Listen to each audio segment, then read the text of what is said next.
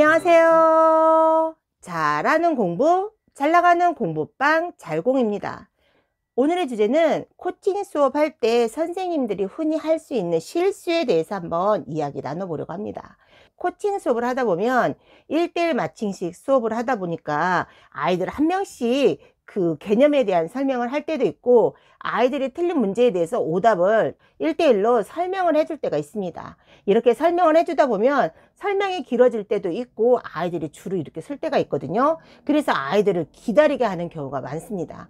그래서 코칭 수업을 할 때 선생님들이 흔히 하는 실수가, 아이들이 검사해 주기 위해서 이렇게 줄을 세우는 경우가 많거든요. 코칭 수업을 하실 때 절대 아이들에게 3분이나 5분 이상 아이들이 줄 서면서 대기하지 않도록 그런 대책이 필요합니다. 아이들이 5분 이상 줄을 서서 기다리면 누적된 시간도 많고 그 수업 시간도 길어질 뿐더러 아이들이 수업의 분위기도 흐트러지고 집중력이 떨어지거든요. 아이들을 1:1 맞춤식으로 코칭을 해주면서 설명을 할 때 3분에서 5분 이상 기다리지 않게 해야 하고요. 또 아이들이 순서대로 기다릴지언정 그 순서대로 다 봐줄 필요가 없다라는 거죠. 굳이 순서를 기다릴 필요가 없는 아이들이 있습니다. 어떤 아이들? 선생님한테 질문이 있을 때, 내가 수업을 하면서 어떤 문제를 해결하기 위해서 모르는 문제가 있었을 때 선생님에게 바로 질문하고 해결책을 얻을 수 있는 아이들은 순서를 기다리게 하지 않습니다. 그래서 그 아이들은 뒤에 이렇게 순서를 기다리고 있을지언정 그 아이들 먼저 불러서 그 아이의 문제점을 해결해 주고 그 아이가 스스로 문제를 해결해 나갈 수 있는 그런 대책을 마련해 줄 필요가 있습니다. 그래서 아이들이 이렇게 순서대로 기다렸어도 내가 그 순서대로 봐주기보다는 융통성 있게 뒤에 있는 아이를 먼저 봐줄 수도 있고 앞에 서 있는 아이를 먼저 봐줄 수도 있는데, 제가 아까 말씀드렸죠. 코칭 수업을 할 때 한 아이가 3분에서 5분 이상 기다리게 하면 안 된다고 했죠. 마찬가지로 아이들이 선생님한테 검사를 받을 때 1명 이상 줄을 서서 기다리게 하면 안 됩니다. 만약에 아이들이 선생님하고 적절한 코칭을 하기 위해서 그 수업 시간에 적정 인원수를 정했는데 아이들이 간혹 코칭 수업이라 해서 자기가 오는 시간을 마음대로 정해서 오는 아이들이 있거든요. 코칭 수업이지만 아이들마다 그 수업 시간이 정해져 있는데 아이들이 자기 마음대로 그 시간을 정해서 막 오거나 들쑥날쑥 자기 마음대로 수업 시간에 와서 어느 한 일정 시간에 코칭 수업이 막 몰릴 때가 있거든요. 이렇게 몰릴 때는 아이들이 막 2~3명씩 4~5명씩 줄을 서서 기다릴 때가 있습니다.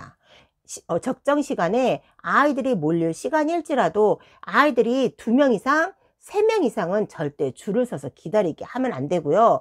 한 아이당 3분에서 5분 이상 기다리게 하면 안 됩니다. 만약에 아이들이 몰려가지고 시간대에 몰려서 아이들이 줄을 이렇게 서 있으면 뒤에서 서 있는 아이들은 서 있는 시간에 다른 일을 할 수 있게끔 그 대책의 학습을 마련해서 대체할 수 있는 학습을 시키고, 앞에 첫 번째 줄 서 있는 아이들을 빠른 시간에 해결을 해주고 뒤에 서 있다가 다른 학습으로 대체한 아이를 불러서 그 수업을 원활하게 순환할 수 있도록 코칭 수업을 해야 합니다. 처음에 저도 코칭 수업을 할 때 순서대로 아이들을 다 봐주다 보니까 뒤에서 기다리는 아이들도 많고, 어느 날 갑자기 내가 이렇게 설명해 주고 고개를 딱 들었는데 막 3명, 4명, 5명 이렇게 줄을 서 있으면 갑자기 숨이 턱 막힐 때가 있거든요. 이것도 코칭 수업을 하면서 시행착오를 겪어가면서 선생님이 현명하게 방법을 대처해가고 문제점을 해결해 가는 그런 과정 속의 하나인데, 수업을 하다가 이제 요령이 생긴 거예요. 코칭 수업을 하다가.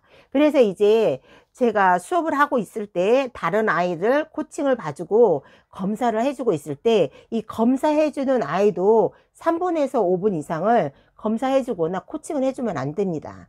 만약에 설명을 해줬는데 이 아이가 설명을 못 알아들으면 내가 설명한 거를 계속 아이가 알아들을 때까지 계속 반복해서 하나에만 자꾸 설명해 줄게 아니라, 내가 그 잠시 설명해 주는 부분을 동영상을 찍거나 아니면 음성 녹음을 해서 아이에게 설명을 해줘요. 그런데 아이가 못 알아듣거나 이해를 못하면 똑같은 말을 똑같은 설명을 해주는 게 아니라 내가 설명해 준 영상을 찍어 놓은 거, 내가 설명해 준 녹음을 해 놓은 거 다시 아이에게 반복해서 듣고 그리고 보고 오라고 시킵니다. 그리고 이해가 안 되면 또 다시 그때 설명을 해주는 거죠. 한 아이만 주구장창 붙들고 이 아이가 완벽하게 100% 이해할 때까지 5분이고 10분이고 넘게 이 한 아이만 붙들고 있으면 안 되거든요. 한 아이를 붙들어서 설명을 해줄 때도 짧고 굵게 아이가 쉽게 이해할 수 있게끔 3분에서 5분 동안 설명을 하고, 그리고 5분이 넘어가는 그런 많은 분량의 설명은 미리 내가 수업하기 전에 영상을 찍어 놓거나 녹화를 미리 해놓고 아이에게 그거를 통해서 학습을 먼저 시켜야 합니다. 컴퓨터나 영상을 통해서 아이가 학습을 하고 제가 다시 재설명을 해주고 아이를 이해시키는 그런 과정이 필요하거든요. 선생님들이 코칭 수업을 하면서 흔히 하시는 실수가 한 아이를 완벽하게 설명을 해주겠다는 생각을 하고 한 아이만 붙들고 처음에서 끝까지 이 아이를 막 5분에서 10분 이상 설명해주고 붙들어 놓고 코칭해주는 경우가 있는데 절대 그러시면 안 되고요. 한 아이를 설명해 주실 때 최소한 3분, 많게는 5분까지 설명을 해 주시고 그 이상의 설명이나 다른 부분들은 이미 내가 그걸 대체할 수 있는 녹화분이 있어야 합니다. 그리고 수업을 하고 있을 때 아이들을 코칭을 봐주기 위해서 아이들을 줄 세우는 것도 저 같은 경우는 한 명 이상 서 있게 하지 않거든요.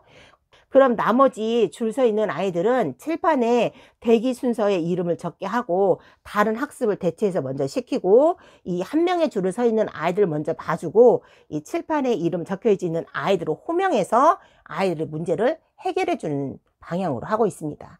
그래서 1시간에 60분 수업이 선순환할 수 있도록 수업을 하거든요. 이렇게 선순환하면서 수업을 할 수 있고 아이들이 많이 기다리지 않고 코칭을 받을 수 있고, 또 학습을 하면서 아이들이 이해가 안 되는 부분이거나 또 학습에 또 그런 받아들이는 게 느린 아이들은 다른 대처할 수 있는 학습의 방향을 잡으셔가지고 그 방향으로 또 돌리셔야 합니다.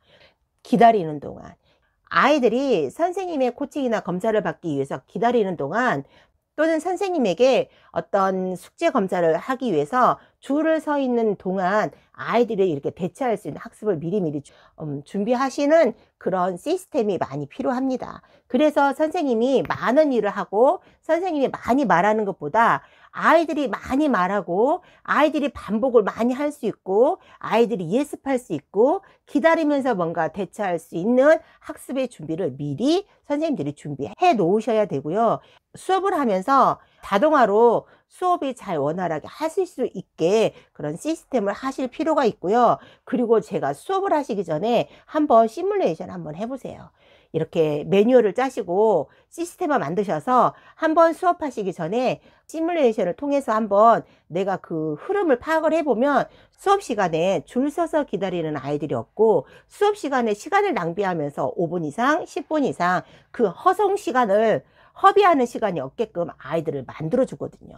코칭 수업을 하시면서 선생님들께서 흔히 하실 수 있는 실수거든요. 이런 실수가 없이 수업을 선순환적으로 잘 원활하게 운영하시는 공부방 교습소 학원이 되시길 간절히 기원합니다. 자, 오늘 또 아이들과 함께 고군분투하면서 아이도 성장하고 더불어서 선생님도 함께 성장하고 발전하는 저와 여러분이 되기를 간절히 기원하면서 오늘 영상 마무리해 보도록 하겠습니다. 오늘도 화이팅!